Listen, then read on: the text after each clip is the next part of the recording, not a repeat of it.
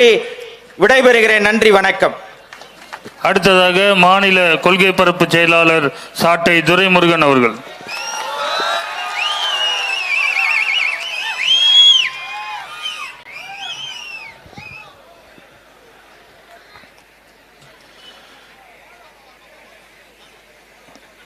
செந்தமிழன் அண்ணன் சீமான் அவர்களின் பேச்சை கேட்பதற்காக செந்துறை மண்ணில் கூடியிருக்கிற மாட தமிழர்கள் அனைவருக்கும் என்னுடைய அன்பு வணக்கம். எல்லோருக்கும் ஒரு கேள்வி எழலாம். சாதி பார்த்து பழக மாட்டோம், சாதி பார்ப்பவனோடு பழகவே மாட்டோம் என்று சொல்கிற நாம் தமிழர் கட்சி அண்ணன் சீமான் அவர்கள் சாதிவாரி கணக்கெடுப்பு கேட்கிறாரே, சாதி பார்த்து போடுகிற ஓட்டு எனக்கு தீட்டு என்று சொல்கிற அண்ணன் சீமான் அவர்கள் சாதிவாரி கணக்கெடுப்பு கேட்கிறார்களே, முரணாக இருக்கிறது என்று. சாதி பார்த்து பழக மாட்டோம், சாதி பார்ப்பவனோடு பழகவே மாட்டோம் என்பது எங்களுடைய கொள்கை. சாதிவாரி கணக்கெடுப்பு கேட்பது என்பது எங்களுடைய உரிமை. அந்த கொள்கைக்கும் உரிமைக்குமான யுத்தம் தான் சமூக நீதி அரசியல். சமூக நீதி அரசியல் இங்க அது திராவிடம் தான் பேசணும், திமுக தான் பேசணும். திமுக தான் ஏற்கனவே சமூக நீதி அரசியல் பேசுத.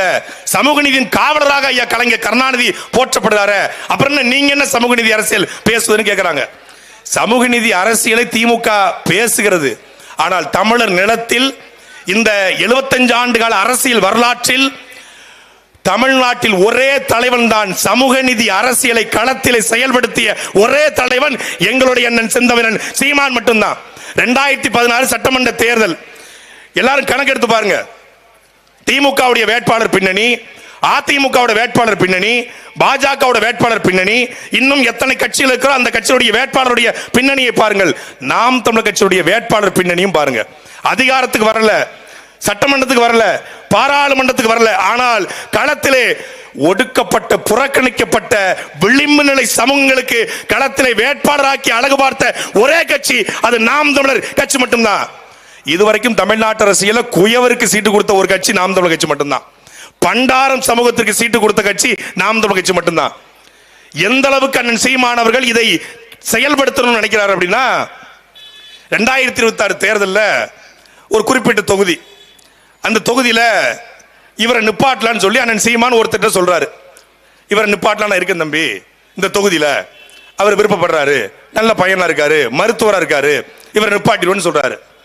அப்ப அந்த பொறுப்பாளர் சொல்லியிருக்காரு, இல்லைண்ணே அந்த தொகுதியில அவர் சார்ந்த சமூகம் ரொம்ப குறைவா இருக்காங்க, பெரும்பான்மை சமூகம் வேற சமூகமா இருக்காங்க, அவர் நிப்பாட்டினா சரியா வருமான்னு. டேய், சாதி பார்த்து போடுறவனா இருந்தா அவன் என் கட்சிக்கு ஓட்டு போடவே மாட்டான், நிக்கிறது என் தம்பி, அவனுக்கு ஓட்டு போடுவான், நமக்கு என்னடா சாதி அப்படின்னு கேட்டாரு. கேட்டவரு அண்ணன் சீமான், கேட்டது என்கிட்ட, சொன்னது அந்த மருத்துவர் கிருஷ்ணசாமி, தொகுதி திருச்சி கிழக்கு தொகுதி.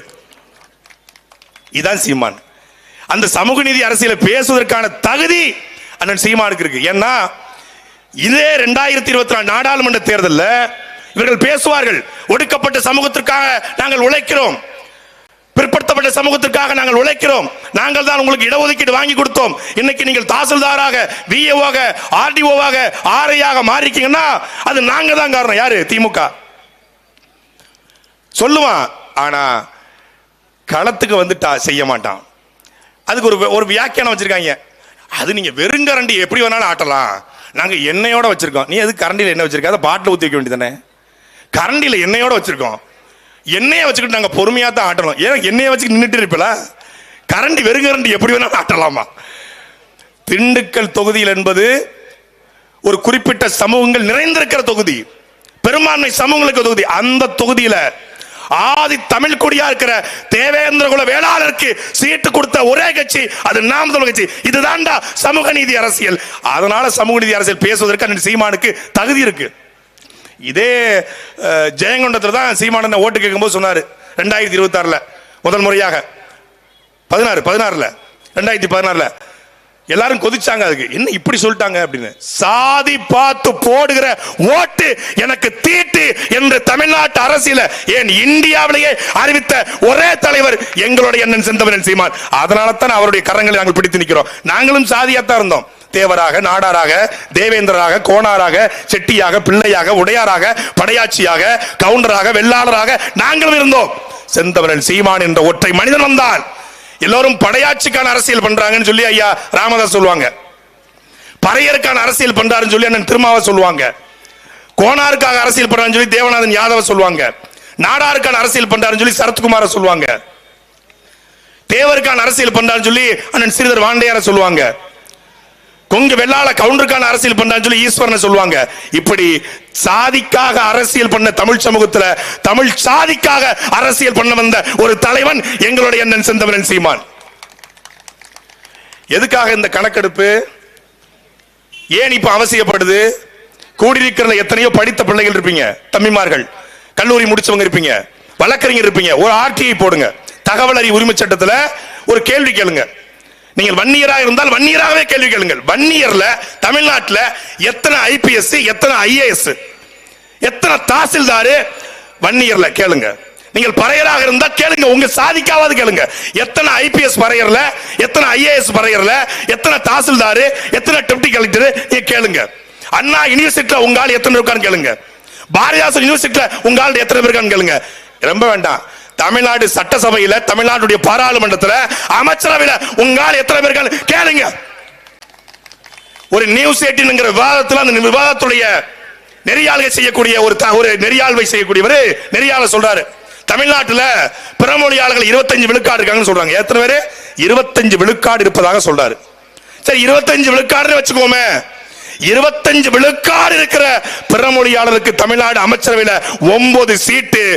வன்னியருக்கு எத்தனை, கோனாருக்கு எத்தனை, நாடாருக்கு எத்தனை, தேவேந்தருக்கு எத்தனை, தேவருக்கு எத்தனை, பறையருக்கு எத்தனை? மானமுள்ள தமிழ் சாதி சிந்திச்சு பாரு. ஒரே அமைச்சர் பறையருக்கு, ஒரே அமைச்சர் தேவேந்தருக்கு, 4 பேரு முக்குளத்திற்கு மொத்தமா சேர்த்து கொடுத்துருக்கான். நாடாறுல 2 பேரு, அவ்வளவுதான். ஆனா தெலுங்கை தாய்மொழியா கொண்டவருக்கு தமிழ்நாட்டில் 9 அமைச்சர்.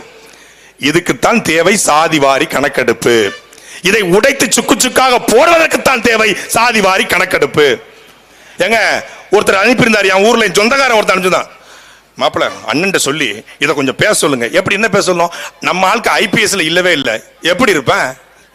எப்படி இருப்பான்? நீ கருணாநிதிக்கும் ஜெயலலிதாவுக்கும் ஓட்டு போட்டா எப்படி இருப்பான்? ஐபிஎஸ் எப்படி இருப்பான்? வழிநடத்துக்கு தலைவன் இல்லைங்க, எந்த சாதிக்கும் இல்ல. அவனவன் அந்த சாதியை வச்சு சம்பாதிச்சு கோட்டை கட்டிட்டான். வழிநடத்த தலைமை இல்ல. இப்ப நம்ம ஆளுக்குள்ள ஐபிஎஸ் இல்ல, நம்ம ஆளுக்குள்ள ஐஏஎஸ் இல்ல, நம்ம ஆளுக்குள்ள ஐஆர்எஸ் இல்ல, நம்ம ஆளுக்குள்ள ஐஎஃப்எஸ் இல்ல, நம்ம ஆளுக்குள்ள சப் கலெக்டர் இல்ல. எப்படி இருப்பாங்க? எப்படி வருவாங்க? வரமாட்டான். மேலே ஏறி மொத்தமா உட்கார்ந்து இருக்கிறான்.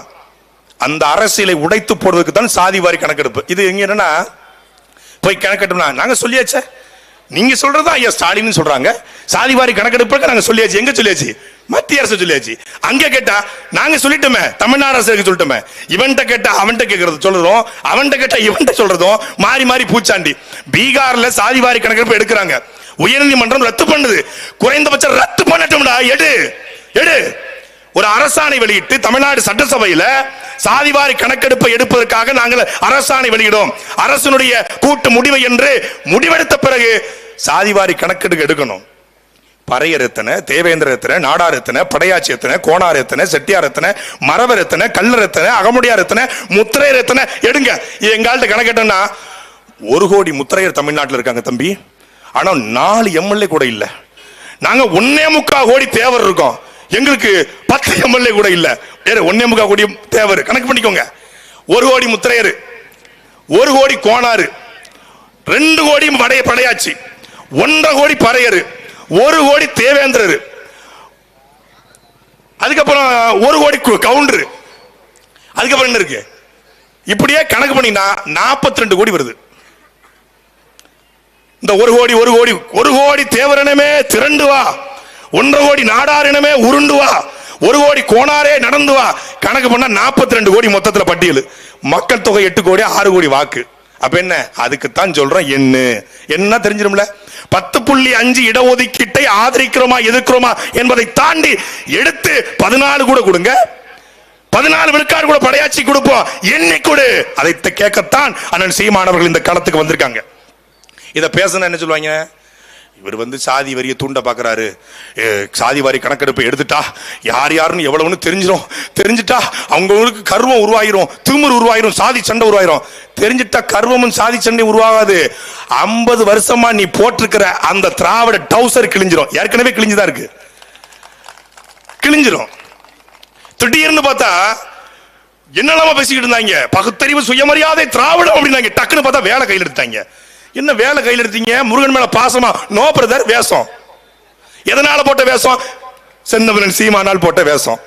நீ இன்னைக்கு அனைத்துலக முருகன் மாநாடு நடத்துற. இது 2015 இதே பழனியில வீரத்தமிழர் முன்னணி என்று தொடங்கி பண்பாட்டு புரட்சி இல்லாது அரசியல் புரட்சி வெல்லாது என்கிற அண்ணல் அம்பேத்கருடைய கோட்பாட்டுக்கு இணங்க தமிழ்நாட்டிலே முருகனை கையில் எடுத்த ஒரே தலைவன் அண்ணன் சீமான். முருகனை தெய்வம் எடுக்கல, கடவுள் எடுக்கல, இறைவன் எடுக்கல, என் முப்பாட்டன், என் இனத்தை காப்பதற்காக உயிரித்த நடுகள் மரபினன் எங்கள் முருகன் என்று நிறுவனா அண்ணன் ஹிமாயினையும் திருச்செந்தூர் கோவிலுக்குள்ள கூட்டு போனா. இதுதான்டா பண்பாட்டு புரட்சி. இதான் பண்பாட்டு புரட்சி. சேவியரையும் கூட்டு போவாரு, சவேரியரையும் கூட்டு போவாரு. அவர் விஜயோ ஜோசப் இல்ல ஏதோ ஒண்ணு சங்கரோ எவரோ ஒருத்தர் எல்லாரையும் கூட்டு போவாரு. எல்லாருக்குள்ளயும் ஒரு புரிதலை உருவாக்குனாரு. அவரை முப்பாட்ட முருகன்ட்டாரு, அவர் ஆடு மேய்க்கிறாரு, அவரை கிண்டல் பண்ணாங்க. முப்பாட்ட முருகன் ஒரு அம்மா கூட கவிதை பாடிச்சு சமீபத்தில். ஒரு நாள் பெரியாரின் பேரன்பார், மறுநாள் முப்பாட்டின் முருகன் என்பார்னு. இப்போ இந்த கவிதையை பாடுங்களேன், இப்ப பாடுங்களேன். ஆத்தா, என் தாயே, என் தங்கம்பத்த பிள்ளை, இதப்ப பாடுங்களேன். முருகனுக்கு நீங்க மாநாடு நடத்தலாம். முருகன் யாருன்னு சொல்லுவீங்களா? எங்க அண்ணன் சொல்லுவாரு. முருகன் யார் என்று சொல்வார்? உனக்கு ராமன் என்றால் எனக்கு ராவணன், உனக்கு விநாயகர் என்றால் எனக்கு முருகன், உனக்கு வீர சிவாஜி என்றால் எனக்கு புலித்தேவன் என்று முட்டுக்கு முட்டு எதிர்முட்டு கொடுத்து நிற்கிற பண்பாட்டு தலைவன் சீமான். பயந்து போய் இப்போ ஓட்டுக்காக முருகன் மாநாடு. அப்படி ஓட்டுக்காகவாவது இந்த சாதிவாரி கணக்கெடுப்பை திமுக எடுக்கணும் என்பதற்காகத்தான் இந்த அழுத்தம். எடுக்க வைப்போம். எடுக்கணும்னா 2026. சும்மா சொல்லணும்னு நினைக்காதீங்க. இவங்க சொல்லிக்கிட்டே இருக்காங்க. இப்ப 2016 லட்சியம் நிச்சயம் நாங்க 21 நாங்க, இப்ப 26க்கு போயிட்டாங்க. எழுதி வைத்துக் கொள்ளுங்கள். எங்க அண்ணன் சொல்ற மூங்கில் கதை தான். மூங்கில் வேர் பிடிச்சு உள்ள நின்னுகிட்டு இருக்கு, வேர் விட்டுக்கிட்டு இருக்கு. 26ல பாருங்க, எத்தனை பேர் வந்தாலும் ஆட்ட நாயகன் எங்களுடைய அண்ணன் செந்தமிழன் சீமானாகத்தான் 2026 இருப்பான். ஒரு பெரும் கட்சிங்க, 1.5 கோடி தொண்டர்களை கொண்டிருக்கிற கட்சி, 40 பாராளுமன்ற உறுப்பினர்களை வைத்திருக்க கட்சி, 160க்கு மேற்பட்ட கூட்டணி சட்டமன்ற உறுப்பினர்களை வைத்திருக்க கட்சி, 70 வருஷ கட்சி, 50 ஆண்டு காலமா ஆட்சியில் இருக்கிற கட்சி, 6 முறை ஆண்ட கட்சி. ஆனால் யாருக்கு எதிராக அரசியல் பண்ணுது? இணையதளத்தை திறந்தா சீமான் சீமான் சீமான் சீமான் சீமான் சீமான் சீமான் சீமான். இன்னைக்கு எனக்கு நைட் டியூட்டி பார்க்கணும், 400 ரூபாய் கொடுங்கன்றாங்க திமுக உடன்பரப்புகள். ஏன் இன்னைக்கு செந்தூரில் கூட்டம், எப்படியும் கண்டென்ட் கொடுத்துருவாரு, நைட்டு முழுக்க திட்டணும், நீங்க நைட் டியூட்டி பார்க்கணும், 400 ரூபாய் கொடு, 200 ரூபாய் பத்தாதுன்றான். அவங்களுக்கே கண்டென்ட் கொடுக்கிற கடவுளை எங்க அண்ணன் சீமான் தான். யூடியூபுக்கு கண்டென்ட் கொடுக்கிற கடவுளை எங்க சீமான் தான். மரியாதைக்குரிய எங்க ஊருக்காரர் எங்க அண்ணன் பயில்வான் ரெங்கதான் சொன்னாரு, சீமான்னு ஒருத்தன் தமிழ்நாட்டில் இல்லைன்னா நாம் தமிழ் கட்சி இல்லைன்னு வருங்க, யூடியூப்பை மூடிட்டு போயிட வேண்டியதான், சொல்லி முடிஞ்சிடும். சீமான் தம்ப்நெயில வச்சுட்டு இப்படி பேசினாரா சீமான்? சீமானின் உண்மை முகம் ஒன்று இருக்காதாங்க. உண்மை முகம் ஒரு போட்டோ மட்டும் போட்டுச்சிருப்பாங்க, இது அவங்க அவர் உண்மை முகம், ரியல் ஃபேஸ். அதை போட்டா அதுக்கு ஒரு 2 லட்சம் பேர் பாக்குறான். எங்க சேனல் தான் எவனும் பாக்குறது இல்ல. 14 லட்சம் சப்ஸ்கிரைபர் வச்சிருக்கோம், 2 லட்சம் தான் பாக்குறாங்க, 10 பேர் என்ன சேனல் தெரியல. எங்க சேனல்ல பாக்குறது இல்ல. ஆனா எங்களை திட்டி போட்டா குவியுது, வாழ்றான். அதான் எங்க அண்ணன் சொன்னாரு, டேய் விட்டுறா, திட்டி திட்டி பேசினாலும் வட்டியிலே சோறு வைப்பாங்கிற மாதிரி உங்க அண்ணன் என்ன திட்டி திட்டி பேசினாலும் வட்டியில சோறு வைப்பண்டா. என்ன திட்டித்தான் அவன் பொண்டாட்டி பிள்ளைய வாழணும்னா வாழ்ந்துட்டு போடும்டா. நாங்கள் யாரையும் அவதூறு பரப்பவோ, யாரையும் விமர்சனப்படுத்தவோ, யாரையும் கேவலப்படுத்தவோ அரசியலுக்கு வரல. எங்கள் இனத்தின் பெரும் கனவுக்காக வந்திருக்கிறோம். எங்கள் இளமையை தியாகம் செய்து இந்த களத்தில் நிற்கிறோம். எங்களுக்கு வழக்கு, சிறை, சட்டம், இந்த அடக்குமுறை, ஒடுக்குமுறை, இது எல்லாமே அண்ணன் சீமான் அவர்கள் 14 ஆண்டுகள் கத்து கொடுத்துட்டாரு. உங்களுக்கு தெரியுமா? சிறையை பார்த்து, எஃப்ஐஆர் பார்த்து, வழக்க பார்த்து பயப்படுற முகமா அது? வழக்க பார்த்து பயப்படுற முகமா? கொஞ்சம் க்ளோஸ் அப் போங்க, தாய் தமிழ் போங்க. வழக்க பார்த்து பயப்படுற முகமா அது? டேய், வழக்கு வந்த பிறகு தாண்டா நாங்க சீமானுடைய தம்பியாவே மாறணும். சீமான் ஒருத்தர் எதுக்குங்க கைது பண்ணி உள்ள போடுறாங்க. நான் நல்ல ஞாபகம் இருக்கு, 2008 திருநெல்வேலி பஸ் ஸ்டாண்ட்ல நான் போய் நிக்கிறேன். ஒரு போஸ்டர், இயக்குனர் சீமான் கைது, எது தேசிய பாதுகாப்பு சட்டத்தில் கைது. அது மண்டைக்குள்ள உரைக்குது. அடுத்த ஒரு 6 மாசம் கழிச்சு இயக்குனர் சீமான் தேசிய பாதுகாப்பு சட்டத்தில் கைது. அப்படியே கைது கைதுன்னு போஸ்டர் பாக்குறோம். அப்புறம் தான் யாரு தொடர்ச்சியா இந்த அரசாங்கம் கைது பண்ணுது? யாரு? நல்ல தமிழின தலைவனுக்காக ஏங்கி கிடந்த தமிழர்களுக்கு கைது செய்து நல்ல தமிழ தலைவனை அடையாளம் காட்டியது ஐயா, மரியாதைக்குரிய ஐயா கருணாநிதி. அவருக்கு நாங்கள் ஆண்டு முழுக்க கடமைப்பட்டிருக்கிறோம் நன்றி சொல்ல. அவர் தான் அடையாளம் காட்டினார். கைதுல தான் இந்த கட்சியே வளர்ந்துச்சு. சாதாரண துரைமுருகன், எனக்கெல்லாம் பேசவே வராது, சின்ன பைய, எனக்கு அப்படியே தட்டி தட்டி தட்டி பேச கொடுத்து சும்மா கட்சியில ஒரு மாநில பேச்சாளர் இருந்தேன். ஒரே ஒரு கைது பண்ணி உள்ள போட்டாங்க. திருப்பி வெளியே வந்தேன், திருப்பியும் கைது பண்ணி உள்ள போட்டாங்க. திருப்பி வெளியே வந்தேன், திருப்பியும் கைது பண்ணி உள்ள போட்டாங்க. கைது பண்ணி உள்ள போட்ட உள்ள போகும்போதும் சீமான் தம்பியா தான் உள்ள போனேன், வெளியே வரும்போதும் சீமான் தம்பியா தான் வெளியே வந்தேன். மீண்டும் குண்ட சட்டம் உள்ள போகும்போதும் சீமான் தம்பியா தான் உள்ள போனேன், வெளியே வரும்போதும் சீமான் தம்பியா தான். இப்போதும் வழக்கு, இப்போதும் சிறைப்படுத்துறாங்க. ஆனால் சட்டம் எங்களுக்கு ஆதரவு நின்றது. இந்த வழக்கு சாட்டை துறைமுகனுக்கு பொருந்தாது என்று மாண்புமிகு நேர்மைமிகு நீதியரசர் சுவாமிநாதன் என்னை விடுதலை செய்து ரிமாண்ட் செய்ய முடியாது என்று மீண்டும் மதுரை நீதிமன்றம் போனோம். சட்டம் எங்களுக்கு சாதகமாக இருந்தது. நீதிமன்றத்தில் ஆணையை பெற்று வெளியே வந்தோம். நீதிமன்றம் சொல்லுது பேசட்டும், துரைமுருகன் பேசட்டும், ஆனா கருணாநிதி பத்தி பேச வேண்டாம், ஸ்டாலினை பத்தி பேச வேண்டாம், ஊழலை பத்தி பேச சொல்லுங்க. அவரை ஊழலை பத்தி பேசுங்க. ஐயா, நான் சத்தியம் பண்ணிட்டேன் அண்ணன் சீமான், நான் இனிமேல் கருணாநிதி அவர்களை பற்றியோ ஸ்டாலின் அவர்களை பற்றியோ உதயநிதி ஸ்டாலினோட பேச மாட்டேன், சத்தியம். ஆனால் 70 ஆண்டு காலமாக தமிழ்நாட்டில் எவன் ஆத்துமல்ல கொள்ளையடிச்சா, எவன் கனிம வளத்தை கொள்ளையடிச்சா, எவன் மக்களை சுரண்டி கொளுத்தா, எவன் 2009 ஈழத்தமிழுக்கு துரோகம் செய்தார், எவர் போலியான உண்ணாவிரத நாடகம் இருந்தார், எவர் நான் பிறந்த திருநெல்வேலி மண்ணில் 30 ரூபாய் கூலி உயர்வை கேட்டு போராடிய எங்கள் தேவேந்திர சொந்தங்களை சுட்டு தள்ளுங்கள் என்று எவர் உத்தரவிட்டாரோ அவருக்கு எதிரான அரசியலை நாங்கள் பண்ணுவோம். கருணாநிதிக்கு எதிராக பண்ண மாட்டோம், திமுக எதிராக பண்ண மாட்டோம், ஸ்டாலினுக்கு எதிராக பண்ண மாட்டோம். ஆனால் மக்களை மடைமாற்றி வைத்திருக்கிற ஓட்டுக்கும் சீட்டுக்கும் கோட்டருக்கும் கோழி பிரியாணிக்கும் மக்களை அடிமைப்படுத்துகிற அந்த அயோக்கிய அரசியலை எதிர்த்து பேசுவோம். நீதிமன்றமே எனக்கு கொடுத்துருக்கு, அடிச்சம்பர் அப்பாயின்மெண்ட் ஆர்டர் கவர்மெண்ட்ங்கிற மாதிரி நீதிமன்றமே உத்தரவு கொடுத்துருக்கு. பேசுங்க, ஊழலை பேசுங்க, லஞ்சத்தை பேசுங்க, நாட்டில் நடக்கக்கூடிய அநீதிகளை பேசுங்கள். இன்னும் தடை இல்லைங்க. வாய்ப்பூட்டு சட்டம் ஒன்றும் போட்டுறல, வாய்ப்பூட்டு சட்டம் ஒண்ணும். சரி, அப்படியே நீங்க வாய்ப்பூட்டு சட்டம் போட்டாலும் நான் பேசல, என் குரலாக இடுமானம் கார்த்திக் பேசுவான், என் தம்பி சல்மான் பேசுவாரு, சரவணன் பேசுவான். நீ நினைச்சிட்டு இருக்கியா சீமான் கட்சியில 4 பேரை உள்ளதுக்கு போட்டா பேசாளுன்னு?